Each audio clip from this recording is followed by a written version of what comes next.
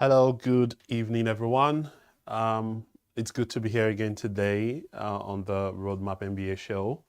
I'm quite delighted to be here. First and foremost, I'm alive, which is a great gain in this era. Being alive it's bigger than any profit you want to make in any business, right? I'm grateful to be alive, and I'm grateful to be here today on the show. So it's quite calm over here. The weather is good in Newcastle, not too bad, not too cold. And hopefully we begin to see, an improvement in the weather, if you will, over the next few weeks and months to come as we go into spring and then begin to move into summer. And first and foremost, let me apologize for coming in a little bit late. I think we're about 10 minutes behind schedule. I'm really sorry about that. We had a disrupted train schedule from my house to this place. So the trains were a little bit running 10 minutes behind schedule. So that affected my commute to the studio. So apologies for coming in late. It's not in our habit to keep you waiting. So sorry for that. So we're here today, and it's a good day. It's an interesting day. It's every day is a good day, really, because you have another chance to affect the world, right? You have another chance to write something new, to do something new, and create change in your world, right? So I'm excited. Steve is also around here. He's excited as well. He's made me my coffee as usual. And in my usual way, I'm extremely grateful. I think whenever I come here is when I have this wonderful blend of coffee that Steve makes. I'll probably need to add that to his bouquet of businesses, with time. So here we are today. And if you are there, please pop into the chat, just introduce yourself. And if you're just joining us for the first time, this is the Roadmap MBA show. I have a platform. My name is Tony. I have a platform on the show. I usually would feature once in every 2 weeks. And the beauty of the platform is that I can discuss whatever I want to discuss. That impacts business, impacts career, impacts livelihood, impacts living, relationships, and that's it about the Roadmap MBA. If you really are just joining for the first time, really, the Roadmap MBA is a platform. It's a platform, a business education platform. And we are on a mission to help people around the world build a better life for themselves, creating an accessible platform for all communities to thrive and to celebrate together. The ultimate goal of this platform is to build a community of learners and earners, people who learn, earn, and grow, basically.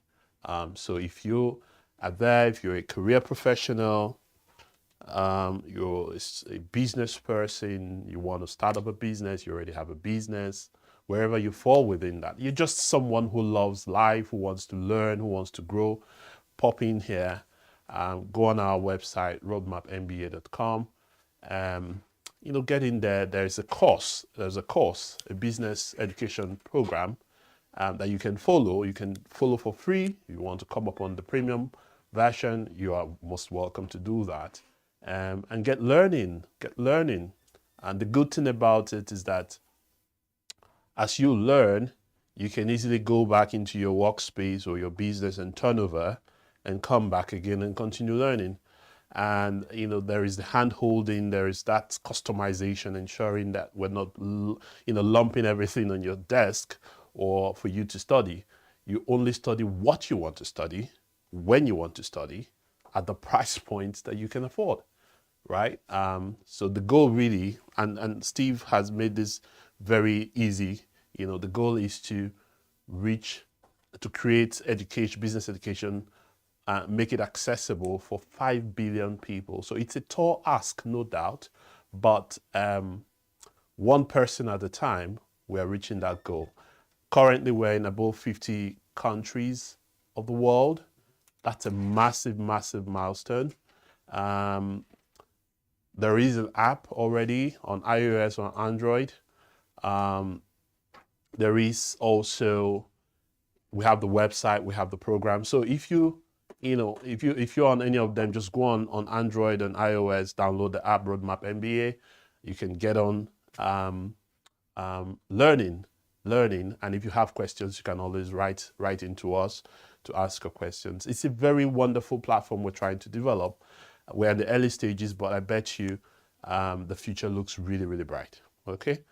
Enough of the intro. And so just to check up on those online, thank you for popping in. If you're anywhere, just thank you for popping in. And it looks like our comment section, it's a little bit down. It's just confused. Yeah. So, but we will hope that the comments section comes alive, and then we can pick comments as we go. Okay. All right. So today we will be looking at something very quite interesting, and as it is our tradition on the roadmap, we usually like to come up with topics, if you will, from our day-to-day lives, right? From what we experience, I like to define us here as the kings and queens of mindfulness. We try to see meaning in everything that happens. We are the kind of people on the Roadmap MBA. We are the kinds of people who turn a car wreck into a picnic, because we just believe that life has to be fun. Life has to be enjoyed, irrespective of what life throws at you. We are the lemon and lemonade guys. So what we tend to do here is to look around us and create stuff from what's happening around us. So the topic I'm going to be reflecting on today actually came about from me watching a movie, right? So it's that simple. And that's something, again, that's one of the skill sets I have. I think that's probably one of the things that endeared me to Steve, and probably makes us a little bit more aligned in our thinking or in our mindset, is that we are able to create stuff from nothing. You could just be traveling, and then you're just looking out of the window of the train or the car or the plane or something, and you see something in the skies, and it triggers something, and then you're writing down an idea, and then something is out from there. That's the kind of mindset we're trying to foster on the Roadmap MBA, that we don't allow situations or our life events to waste, right? On another saying, they say, there's a saying that goes, never let a crisis go to waste, right? And every moment of our life is an event. You're tending to the kids, to the bands. Yesterday was my daughter's birthday. You could just be playing with the kids, running around in the trampolines with the children, and something comes to mind. How do we create a crutch for this? Just something, right? I'm just saying, I didn't think about that yesterday, but you could just be doing something out of your regular routine, and a light bulb moment comes up, and you begin to develop on that. That's the kind of mindset that we're trying to foster here, so that everyone is mindful. In your workplace, you're always looking at how to improve stuff from nothing, just looking at how to do things differently to achieve better results. And the whole thing around business revolves around trying to bring back the markets that has gone into disequilibrium, bringing it back to equilibrium. And once you do that, you have created a product or a solution, and then you can monetize it, isn't it? It's value, right? It's all the whole use value and and stuff like that. So it's that process of thinking through, how do I improve stuff? How do I do this? And it's subconsciously coming up, and that's the what we're trying to foster. So without taking us so far, the topic I want to discuss today is what I call business lessons from the Roman Empire.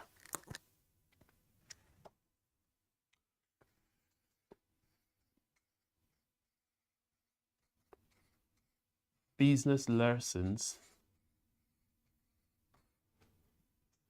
from the Roman Empire.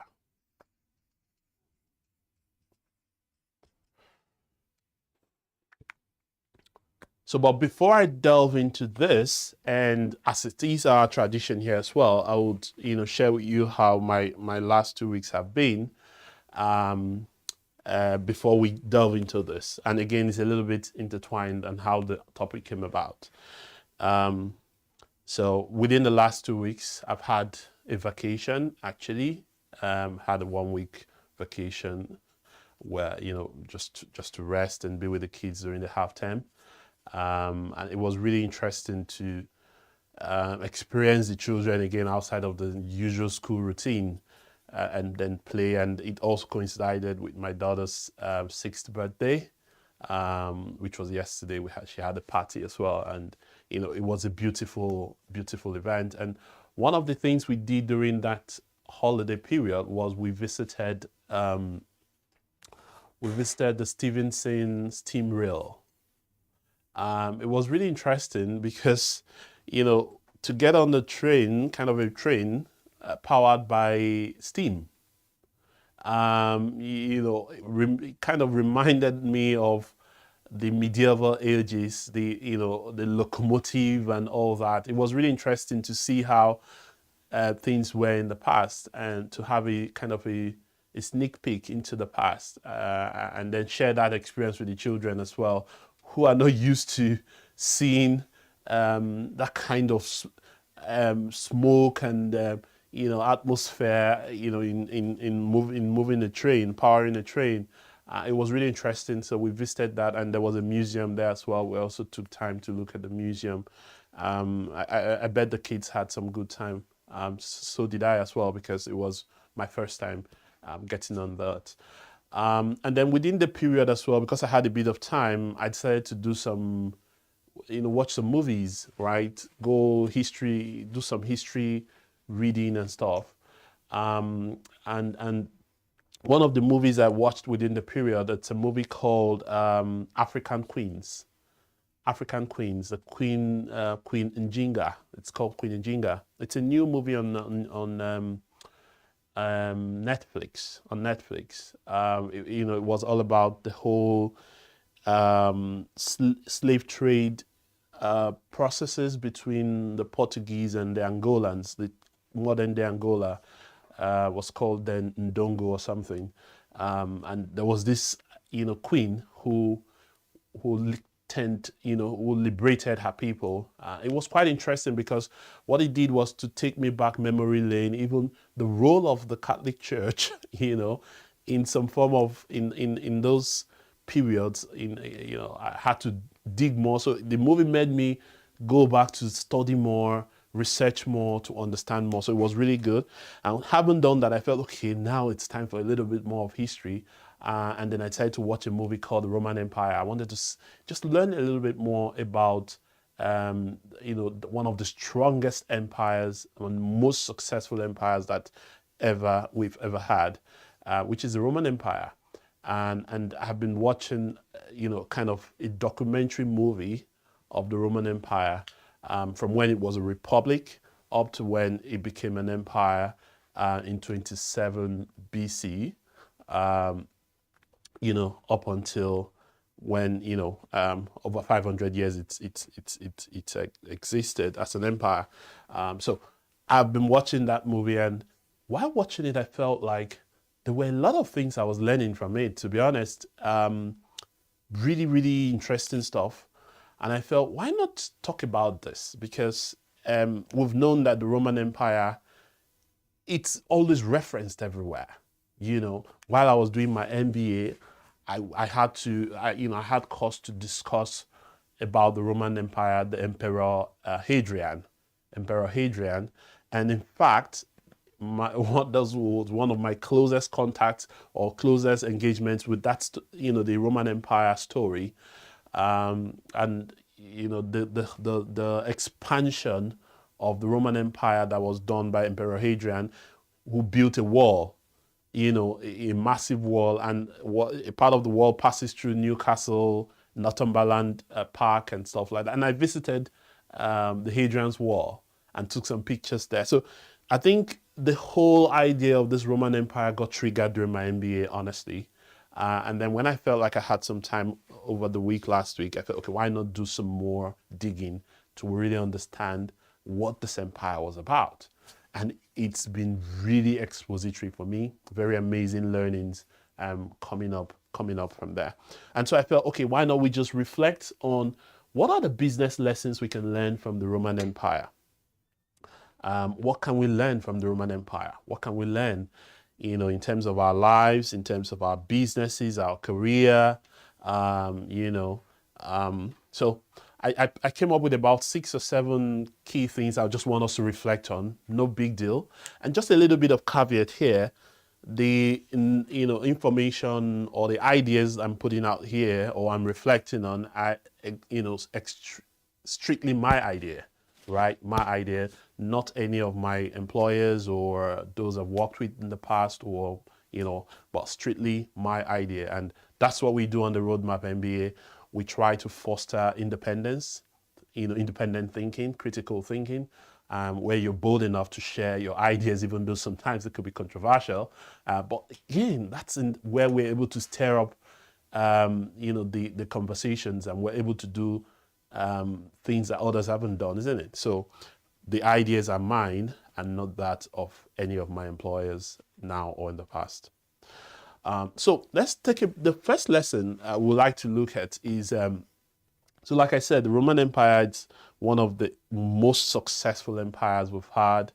We've had the Islamic Caliphate, we've had the British Empire, right? We've had so many empires in the past, but the Roman Empire still sticks out there as one of the most successful, and it was strong. It was that successful for over 500 years. That's a lot of time. That's a long time. Many generations passing. So I felt we could pick up a few things from how did it become that successful? What were they doing that we could learn from? Maybe next time we can talk about what led to the fall of the empire, because eventually from around 474, 476 AD, the empire began to really disintegrate and broke down, and so, but again, a 500-year span is such a time. It's such a time. So the first thing I want to talk about in the that I learned from my studies and movies, watching the documentaries and all that on the Roman Empire, is the organizational structure. One.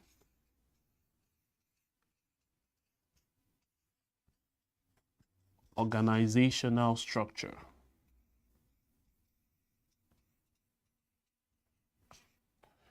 Okay. So, the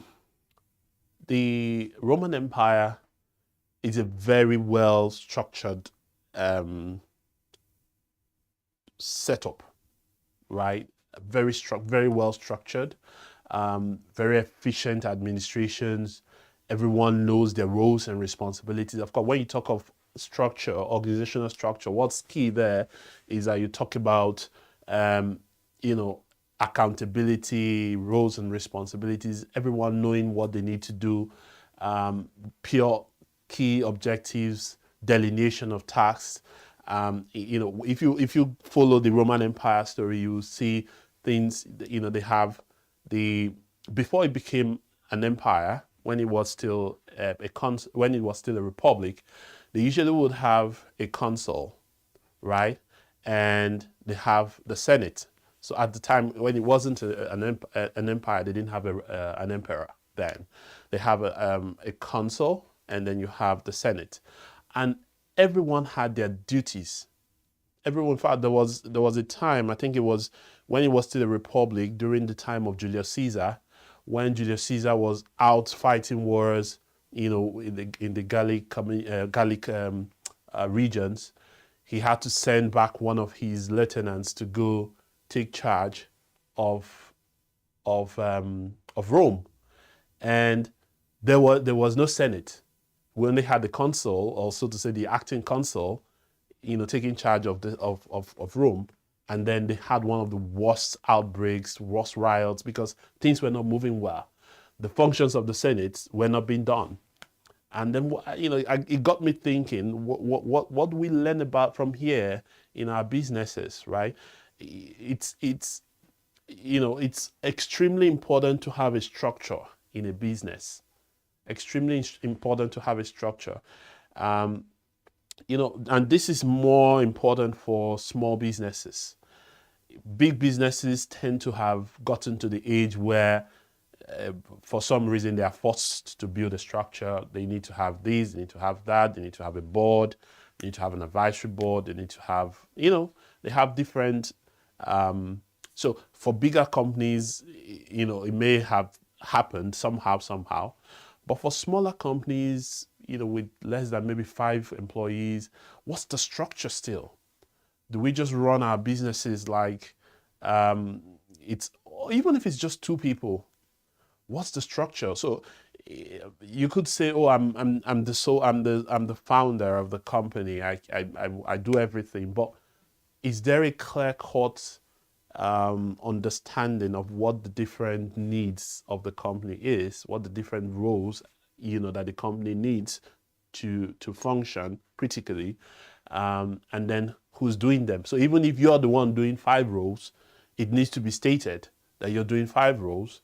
And you need to know how you also build in the checks and balances, the controls and all that into the business. This was something that was very, very, very prominent in the Roman Empire, very, very prominent.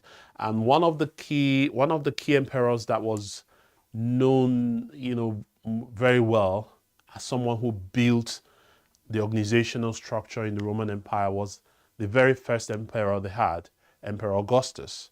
Emperor Augustus has been touted to be the one who laid the foundations of in Rome, laid the foundations of organization in Rome.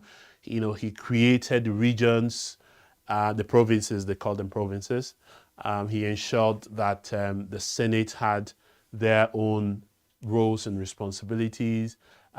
He created road networks, just to ensure that there was proper transportation. It is said that he created the foundation of what we know and how, what became of the Roman Empire. And so, organizational structure is extremely important in every business. You may want to now begin to say, could that be one of the reasons why, the Roman Empire lasted and was very successful for up to 500 years? It, just started from a geographical location of less than, at a point, there were less than 1 million people in Rome, and then it started expanding, from about, was it 30 square miles initially or so, to over 720,000 square miles eventually, spanning through Africa, the Middle East, Asia. It was a massive growth that eventually happened, because it was clear that they had provinces, and each of the provinces reported into the emperor. And then the emperor was the most powerful man in the Roman Empire, who had to make the decisions and all that. but that structure was there. So if you have a business and your plan is to scale, to grow, really, really far and wide, what's the plan? What's the structure you're putting in place? I was discussing with Steve the other day, and Steve talks about how he plans to scale the Roadmap MBA, having maybe what he called vice presidents across, and that's an example of a structure being built. It could be a small company now, but he already has his eyes on how he's going to manage the growth. That's a very key thing, mostly for startups. You may be starting small, but what's your plan to manage the growth? What's the plan to manage the growth? And just to mention, Steve also reached another milestone within the week or so, when he submitted the application for YC, the Y Combinator Accelerator Program in the US, which is a massive, massive piece of work he did there. So well done, Steve, and fingers crossed you get into the program, and then we'll be able to kickstart the next phase of the growth. And hope, clearly you already have your structures all in place, and we're able to jumpstart that. So structure is extremely important. You're starting a business, you need to be able to say, today I'm working from the garage, I'm doing everything myself. But what if I'm applying for a $1 million funding and the money comes? What's the structure I'm going to build that business on? How am I going to ensure that the message gets to more people? Am I going to run a partnership? Am I going to run, it's even that kind of way we begin to talk about what the kind of business model, your structure will begin to tell you what kind of business model do you want to do. Do you want to collaborate with other partners? Do you want to sublet some part of value chain of your business? Those kinds of stuff will eventually boil down to the kind of structure you build, right? Because if you say, okay, fine, I will give off the marketing of my business, you may now end up saying, you may take up the marketing manager role or the marketing director role because it is subsumed to another company, and you may not need, depending on how you want to run that. But again, it's a very key thing to begin to discuss and imagine at the beginning of your business. So in terms of organizational structure, this is very, very important. And this is one of the lessons from the Roman Empire. The structure was tight, and everyone knew their responsibilities, knew what they were supposed to do, and then sure to do them per time. So the second thing that I learned, I think another lesson from the Roman Empire is they built a lot of infrastructure, and this was something that amazed me while I was watching those documentaries to say, what was the reason for building those massive infrastructure. And some time ago we did infrastructure. Just write that down first.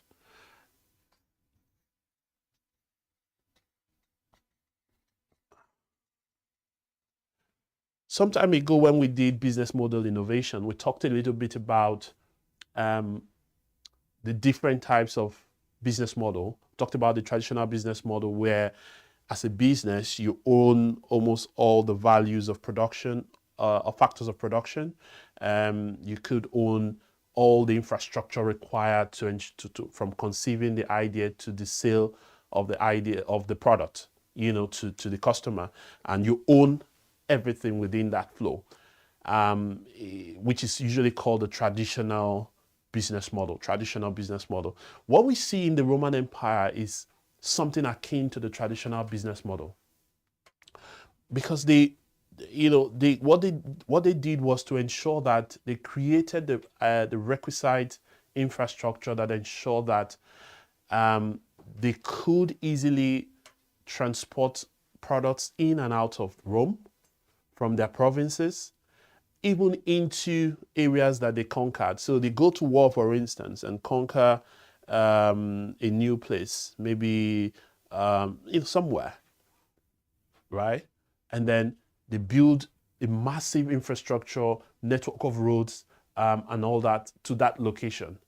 So they're able to, be able to move goods and services from that place.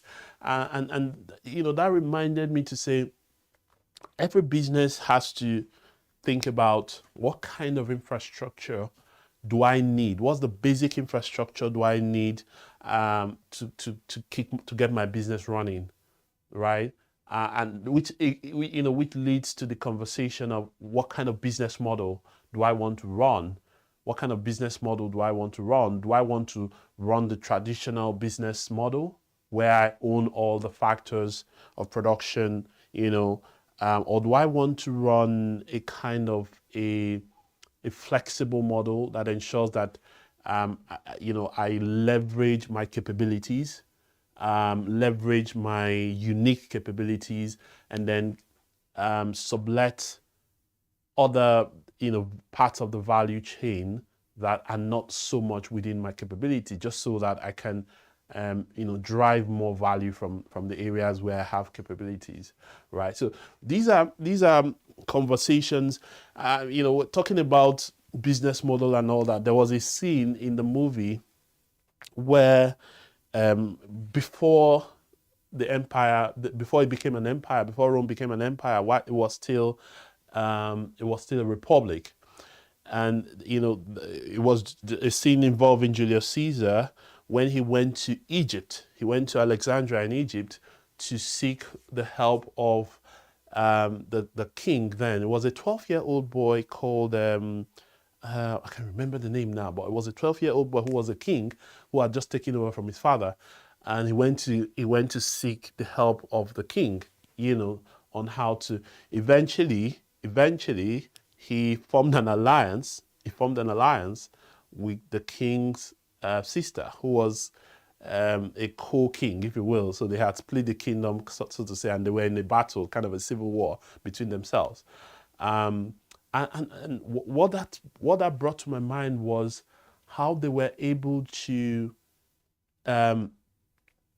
collaborate to be able to form a bigger unit, right? And to defeat the other king, and then form a bigger unit to fight other regions and dominate them. So it's all part of what's the best way to go about your business.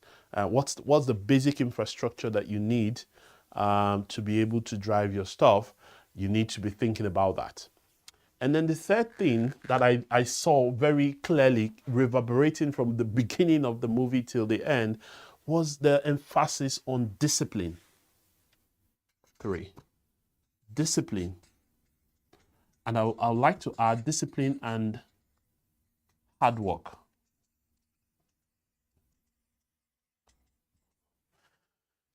If there is anything you want to know about the Roman Empire, it's discipline. And I think this is one of the key things that ensure that they stayed relevant for many, many, many years, for many hundred years. When you hear the Roman Empire, one of the key things that comes to mind is army, right? Because starting from a very small, like I said, I think from about 30 or so square miles to about 720,000 square miles.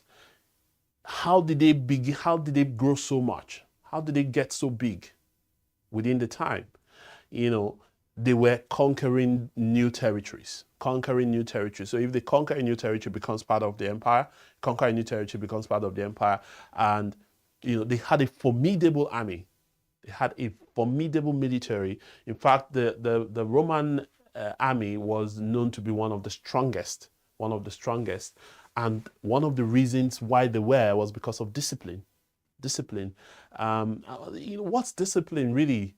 Knowing what the right thing to do at the right time and being subject to a senior authority and taking instructions, right? So in terms of, this was something that was very, very obvious in the Roman Empire. Soldiers, military the military were very, very disciplined and very hardworking.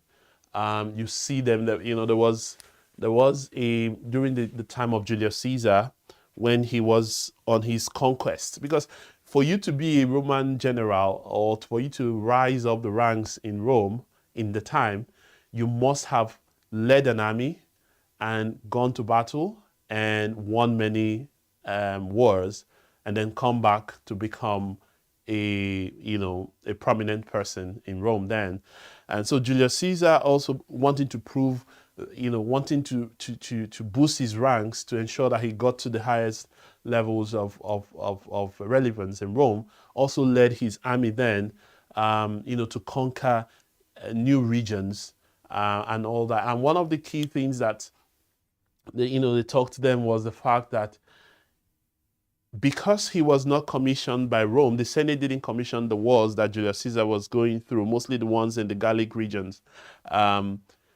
He didn't have the resources from Rome to execute those wars. So what did he do? He ensured that every region he conquered, he used the resources there to ensure that his men were, stayed alive, right? So it was an extra motivation for him. They were disciplined enough to know that, and that if we don't conquer the next region, then we all die in the forest here, and we can't go back. And that's another thing. They knew that if they didn't win the war, if they didn't win those regions, they couldn't go back to Rome because they would be tried for treason. But if they won the war, they come back heroes, even though they were not commissioned. So you see the role of discipline, and it's quite important in every establishment to ensure that discipline is fostered. And the opposite of discipline and hard work is maybe where you want to start talking about favoritism, favoritism and laziness, and then it's being overlooked. It's one of the easiest way to bring down your company if you allow people to to have different privileges, right? I usually tell people in any office where I work that our loyalty is to the brand, is to the job, and not to ourselves. It's important to build relationships, but to also note that your loyalty in any company you work for is to the brand and not to the relationships you're building.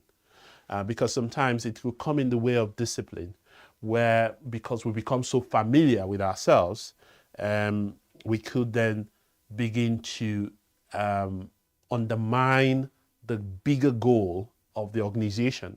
And this was something that never existed. In fact, there was usually, while growing up as a Catholic, there is a group within the Catholic Church called the Legion of Mary. It was formed. Towards the discipline of the Roman army. And if you go through our text we usually read when we go for meetings and all that, it was very strict about obeying commands, ensuring there is structure, there is discipline. So if there is a batch leader or a platoon leader, or you have you must obey the next person, and that order continues. That's something that ensured that the Roman Empire stayed very long. There was discipline. There was no chaos. Everyone knew their roles. Everyone knew what they needed to do, mostly the military. And even, in terms of their public service and all that, everything was pristine. Everyone knew what they needed to do. This is something very important in every company. And as career professionals, we need to foster discipline within our companies or our establishments or wherever we work, and always remember that your loyalty is to the brand. The company that pays the bills is to the brand, other than the relationships you're building, because sometimes it could impact. That's why sometimes some companies don't allow spouses to work together in the same company, because it could bring some form of it's a conflict where one spouse may be more loyal to their spouse other than the business, right? And we should always remember the business is the business. The bottom line of every business is to grow, to make profit, and betterment of everybody in the business to share profit and enjoy it. But if we don't make the profit, if we're not disciplined enough to do what we need to do, we should know that your output is someone else's input, and that's the way it works, right? If you churn out a report, someone uses the report to do something else, and someone knows that, and eventually it comes out to the bottom line. But if you break the chain at some point, then it breaks everything in there. So that was some lesson I felt.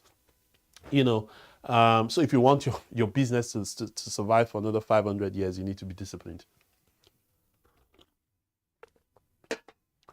So another one, which I found very interesting, was innovation. Innovation, or what you want to call adaptability. And this is interesting because within the week as well, I had a conversation on LinkedIn. One of I usually call him my mentors. One of my mentors who is in the US, Professor Ndubisi Ekekwe, he put up a post, and we went on the comment section, and I made a comment, and then people came into. So it's usually very interactive when you go to Prof's page. His posts are usually very inciting, and then you see a lot of back and forth conversations about what is it and what's that, and then you see subject matter experts coming into. In fact, a PhD, a lecturer in the UK in innovation with his PhD came on my post, and so what led me to saying that was that Prof talked about innovation. He talked about the model that Microsoft is using, and the model of OpenAI. So OpenAI, led a new business model where you now charge for some premium services within this whole tech space. And recently, is it Facebook now? Is it Facebook or WhatsApp? I can't remember which of them, but one of them now has a premium model where you pay a higher price for more services, and this is something that what's his name? What's his name? No, the new Twitter owner, Elon Musk. This is something Elon Musk did, that created that model again to ensure that people can do that. He's created some premium services in Twitter where you can have a more verified handle, a handle that gives you an additional verification and breaches that trust issue, and then you pay a premium. And now we're having that on Facebook. So he was talking about this whole innovation, that innovation could be copying as well. Sometimes all you need to do is just to copy and replicate somewhere else without infringing. And I made that case as well to say that sometimes you don't need to, you may be looking to solve a problem in construction and the solution is in e-commerce. All you need to do is to have the eyes, have the intuition that enables you to look at e-commerce and see that I can replicate this solution that is working in e-commerce in construction, and then move it over, tweak it a little bit, adapt it, make it, customize it enough, and then use it, right? And then the lecturer in innovation came up and said, no, copying is not innovation. You have to go and do it. And then we eventually arrived at the point where we said there is a difference between invention and innovation. So when you are inventing, it's coming from scratch. But innovation means that you are bringing an invention, so to say, or you're bringing something that it's new, but it may not be novel, but it's new. And then you're able to commercialize it. It becomes an innovation, right? So sometimes you could have an innovation in the market somewhere. Someone has done something, but he doesn't know how to use it. He doesn't know what to do with it, right? And then you are able to say, I bring this, I tweak it a little bit, and then I commercialize it. That becomes your own innovation. This is something that I found very prominent in the Roman Empire. You know, they were always very keen to try new things. You know, each time you can't watch that movie or you can't read about the Roman Empire without seeing them always seeing generals together, always plotting how to conquer, how to maneuver, maneuver their opponents and stuff like that. So innovation was a key part of you know of the Roman Empire. In fact, they were also able to adopt new cultures from the cultures of the people the regions they conquered, and that was how that eventually started leading to the downfall of the Roman Empire eventually, because it started diluting the culture. But again, it helped them at some point to really ensure that they were able to grow. So if growth is your thing, you want to expand your business, you want to be looking outside. You want to be seeing what methods, what models are working elsewhere that I can bring in, customize them a little bit without infringing. Again, it's important to make this note that if there is something someone else has developed with a kind of patency or something, you need to also be careful so you don't infringe on people's work. So, you know, copying doesn't mean just going to copy your competitor like for like and do it. It doesn't work that way. It simply means that you're looking at what others have done. If there is a model, a generalistic model in this age of open innovation, where you can have a solution that everyone is using, right? There is no need going to create your own solution if that model is working. All you can do is to bring it in, and your innovation could now be in how you utilize your capabilities, your internal resources, your capabilities to commercialize that model. That could be your own innovation, right? It could just be an open source software, for instance. But you pick that open source software and you have a unique capability within your business. You are able to scale faster, you're able to commercialize it faster, and you're able to juice it a little more to get more value. That's your own innovation, right? So it's a little bit, there's some flexibility around innovation, which, I felt, watching the Roman Empire movie was something that, they did very well. Another thing that I saw very clearly was in, I call it brand image.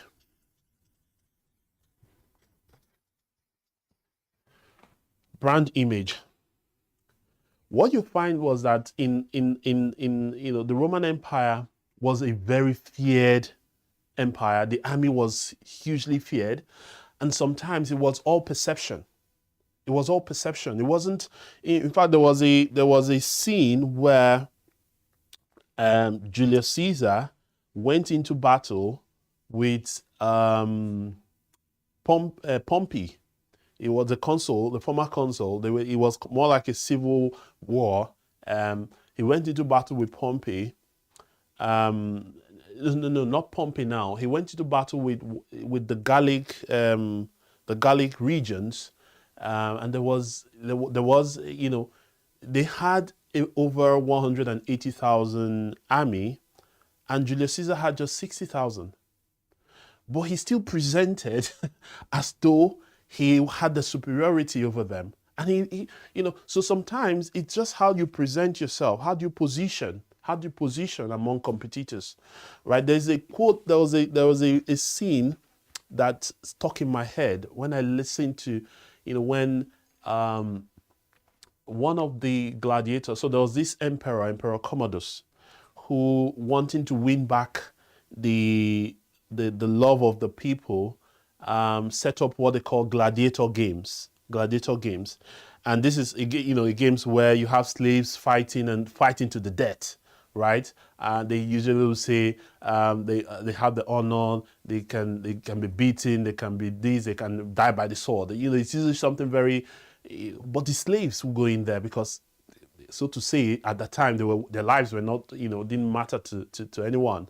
So, but this emperor said he was going to go in there and fight himself, just so that it could win the love of people. And there was something, so he had to get one of the gladiators to train him. And there was something that gladiator told him and said, he said, I usually win my battles before I enter the arena. So that struck me, and that gladiator's name was Narcissus. Was telling Commodus that I usually will win my battles before getting into the arena. So he puts that fear factor in his opponents. When they come into the arena to fight, they're already defeated, right? You win a battle before you even go into the battle, or you lose a battle before you go into the battle. It's all in the mindset. Now, how do you position as a business? How do you position, how do you position in the midst of other competitors? How do you position your business? How do you position yourself, your brand? What do others see when they engage your brand?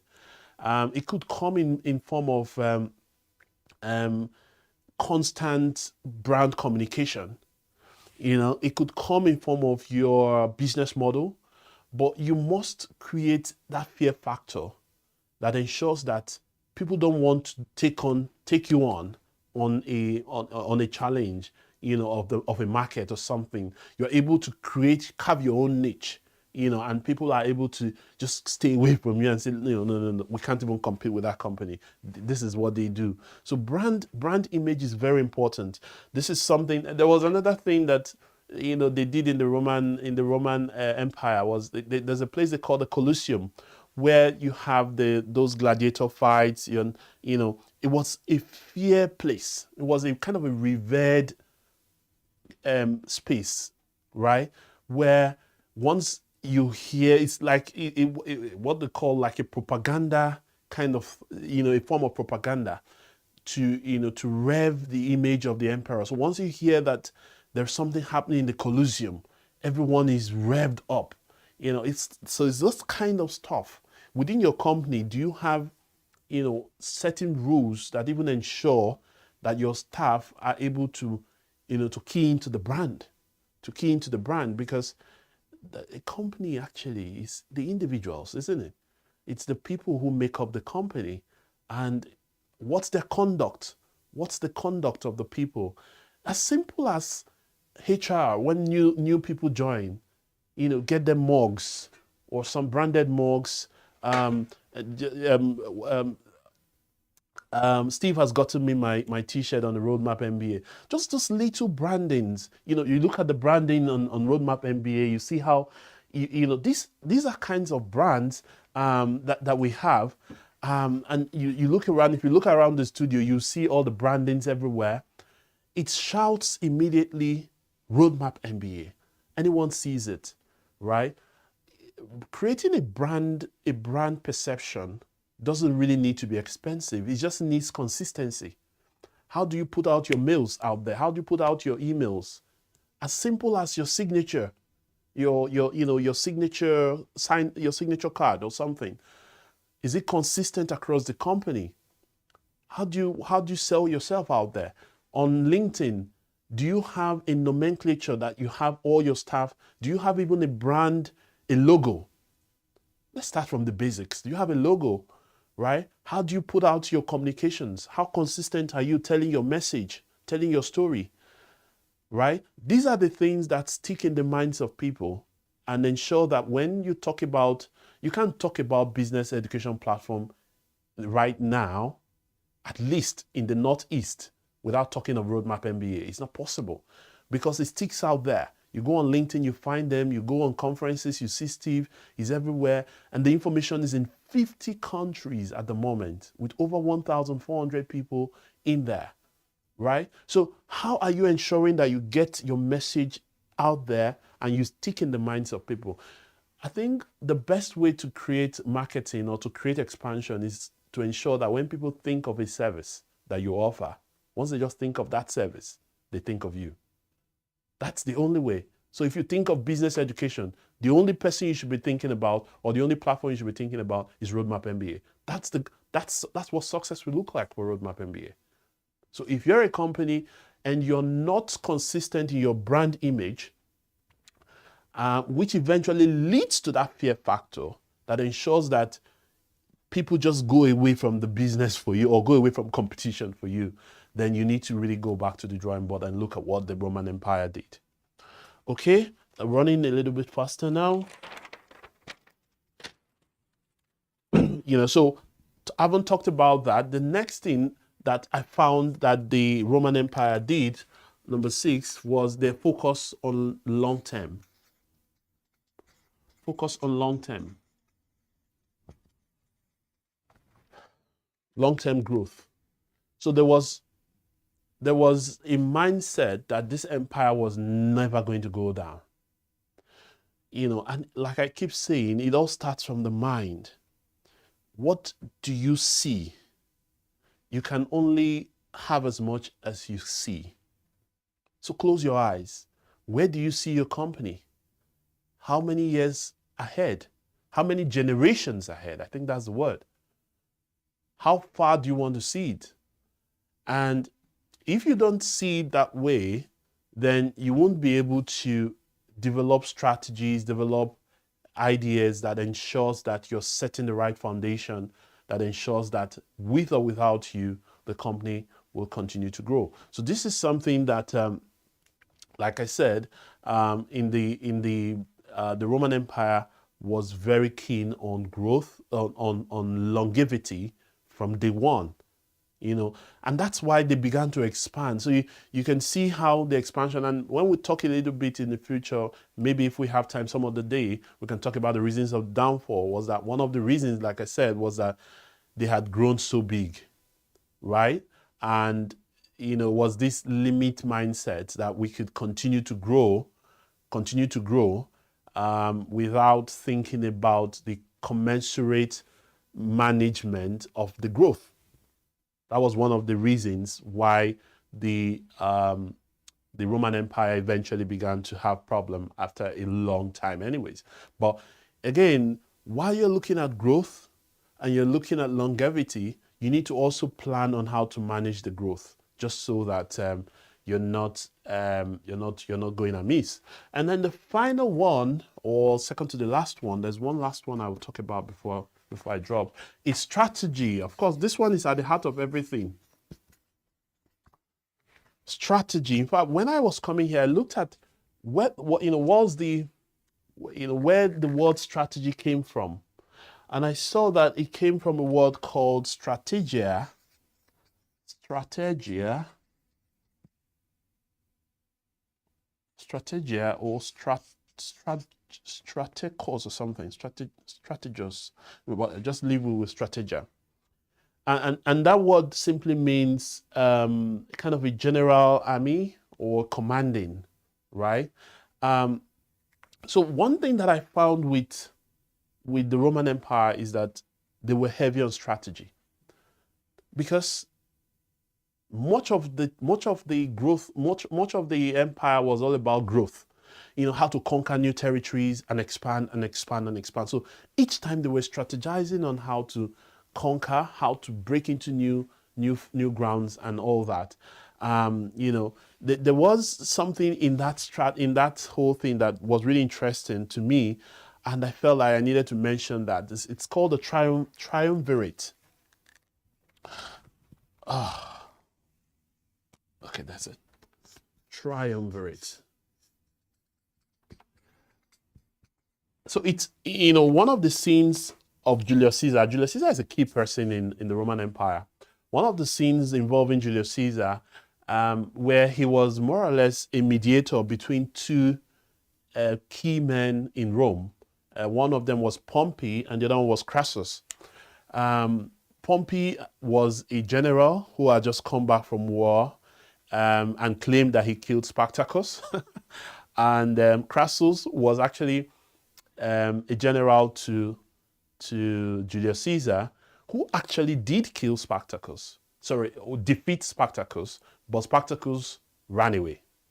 So what Pompey did was to come back with proof that he was the one who did it, because he was able to capture some of the slaves of Spartacus and came back with proof. So it caused some war, internal war, because both of them were trying to look for relevance within the Roman Empire.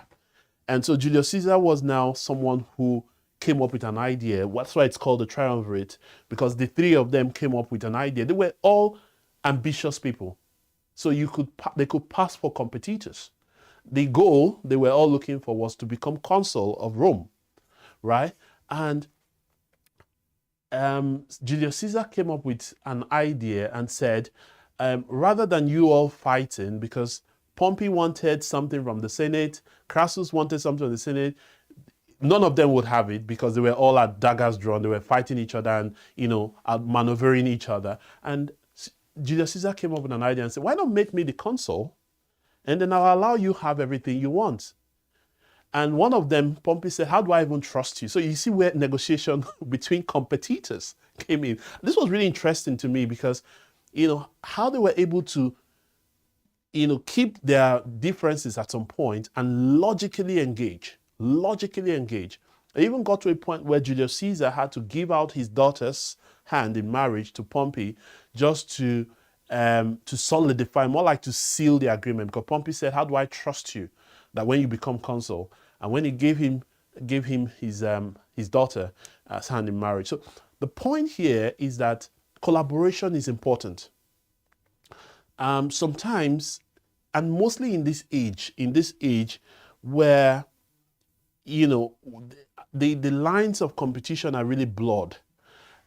Because everyone could build expertise based on their own internal capabilities. That means that they can scale within a certain area. So you can actually collaborate with competitors on other areas that ensures that there is even a greater good of the community. Just like we're talking about climate change, we're talking about renewables. It's a bigger goal, right? Or bigger than just profit. Humanity is at stake, right? And then people have to sometimes say, how do we, even though we are competitors, there's Shell, there's BP and Shell. There's Shell, there are other competitors, or there's EE, there's other BT or whatever. How do we come together and ensure that we can, forge a common good for the community or for everyone? So that was a key thing for me, collaboration. It was part of strategy really for Caesar to get what he wanted, even though eventually they all fell out again. And Pompey and Crassus plotted to get rid of Caesar, and that led to fightings. Eventually Pompey and Crassus died and all that. But again, at that particular moment, they all gave in to reason, came together, collaborated, and were able to do stuff. So even as an individual, on a personal level, it gets to a time where you need to look your someone who you consider your enemy in the face calmly and negotiate with them, discuss, collaborate with them on the common good, because eventually everybody has something they need. And if we're able to meet all the things we need, or some of the things we need, we can forge a common front. The final one I want to talk about is self-control.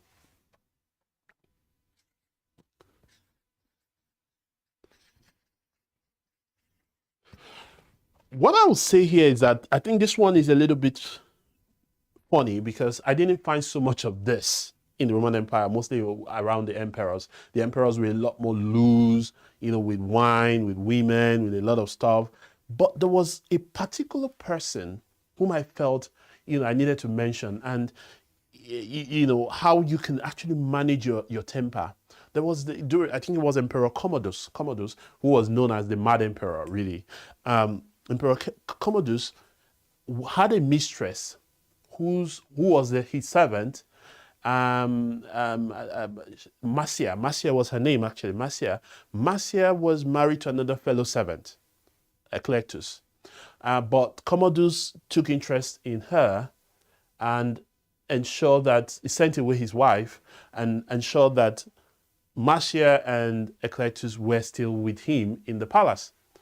And when Eclectus comes to serve the king, the emperor, he would see his wife with the emperor. having fun and all that.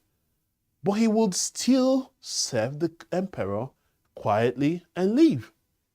And it struck me because I felt like this is something that has made many people lose a lot of stuff, self-control, being able to manage your emotions, managing emotions. I think that's the word, managing emotions, such that you are able to make the right call, even when you're extremely angry or extremely agitated, still able to make the right call. On a personal level, I think this is something that career professionals really need to build on, ensuring that even in the office, when you have conflict, you are able to come down to the level where you're calm-headed to discuss the issues and not the persons, right? Which is very important because sometimes the issues could come up in the offices, and then rather than tackling the issues, we're tackling the persons, right?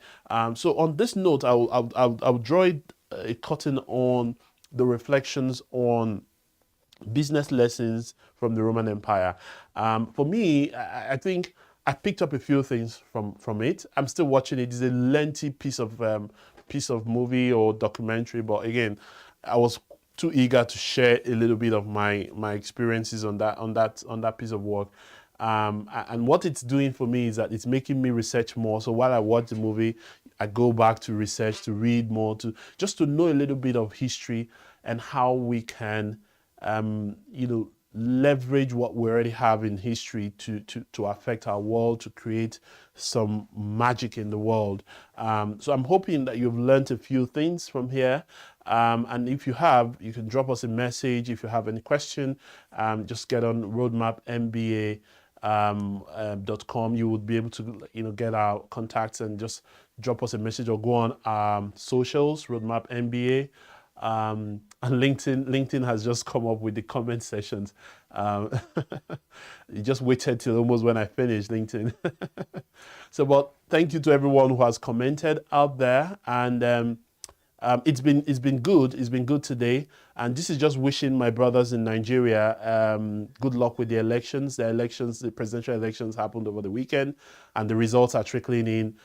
We expect to know the president-elect within the next 24 to 48 hours, and we hope that everything goes peacefully without any problems. So our hearts are with you. We're with you. And then our friends in Syria and Turkey, our hearts are with you. We're praying with you. We're hoping that you will go through this period, and come out better and stronger. And until the next time, continue to be good, continue to share love, continue to learn from every life event. Have a nice evening, everyone.